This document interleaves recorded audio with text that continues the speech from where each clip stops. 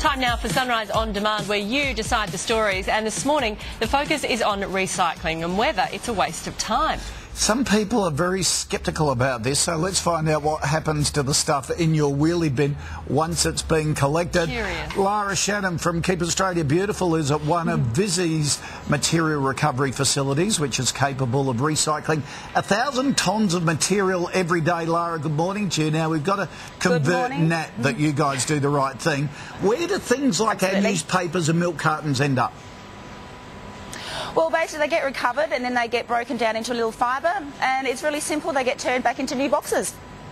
Okay, easy enough. Look, I want to ask you about the separation of the bins, because my mum in Bunbury, they have one bin where they put paper, plastic, everything in. We have separate ones where I live. Does that matter?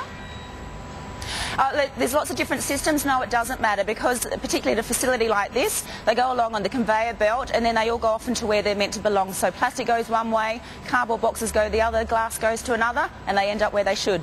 Okay. Now, there's a lot of money and energy involved in curbside collections and then the processing. Are we good at it? Is recycling cost effective, or is it just costing ratepayers more?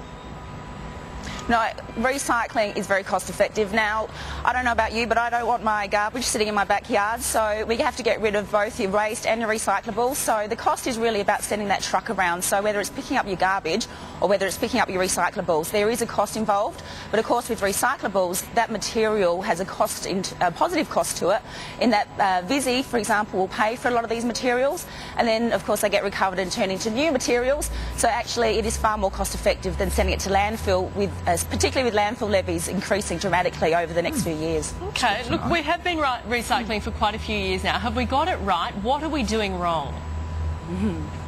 Well, unfortunately, we're still doing quite a few things wrong in terms of contamination, and really the big one is people that are still putting plastic bags in their recycling bin. When you put your papers and your bottles and then you think you're doing the right thing by shoving them into a plastic bag, tying it up and putting it into the bin, big no-no. That actually contaminates it, and sometimes they then can't be recycled. So also with food and drink, we need to make sure that they're not left in the bottles and the containers. And we don't have to be quite as strict as we used to be. Now you just need to make sure you wipe out the food out of your container rather than having to scrub it completely, and certainly make sure there's no liquid in the bottles. What about pizza boxes? Absolutely, recycle those pizza boxes. Just make sure there's not too much food. The big issue is contamination, so it's using a bit of common sense. If there's a little bit of food in there, it can make it through, it's okay. But if obviously you've got a slice of pizza in there still, then make sure you put that in the bin, or even better, your compost bin. So do enough businesses use recycled materials, Lara? Well, look, there's always room for growth, and I think, you know, that's a big area. We need to create more markets. There are certainly a lot of businesses and there is a lot of use for our recycled products now. So, you know, it's certainly grown dramatically over the last 5-10 years. But, you know, Nat, there's always a lot more that we can do. So obviously that's where the commitment should be.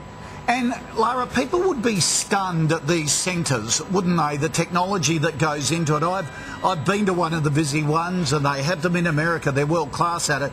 But how it's all sorted is fascinating, isn't it? It is. It's absolutely amazing. I've come through here, and you've sort of at one step you've got people who are manually sorting it at the beginning, and they take out things like the plastic and the cardboard. But the plastic bottles and the plastic products, for example, you go through this conveyor belt, and one shoots up that way, the other shoots that way, and one shoots down, depending on the weight. And then that's really by the type of plastic. So it's quite phenomenal. You just see them all sort of shoot everywhere, and they end up going where they're meant to go. That's fantastic. Yeah. Get blown up, heat, water, all that sort of stuff. Lara, thank you for that. I think we've converted it. Have we? Yeah, look, I do recycle. I just drove behind a rubbish truck the other day and saw it all being crushed down. I was just curious how it all works. There you go.